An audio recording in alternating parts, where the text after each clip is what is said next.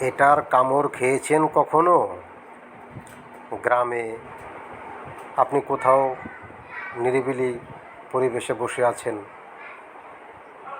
সেখানে হঠাৎ দেখলেন এরকম একটা, গ্রামের ভাষায় এটাকে অনেকে ডেউয়া বলে, অনেকে ওরল্লা বলে, অনেকে কালো পিঁপড়াও বলে। আপনি এক জায়গায় আরামে নিরিবিলি বসে আছেন, হঠাৎ আপনার পায়ে একটা কামড় বসিয়ে দিল, অথবা গাছ থেকে পড়ে আপনার শরীরে একটা কামড় বসিয়ে দিল। তো এটার কামড় কি কখনো খেয়েছেন কেউ? কমেন্ট করে জানাতে পারেন। ধন্যবাদ।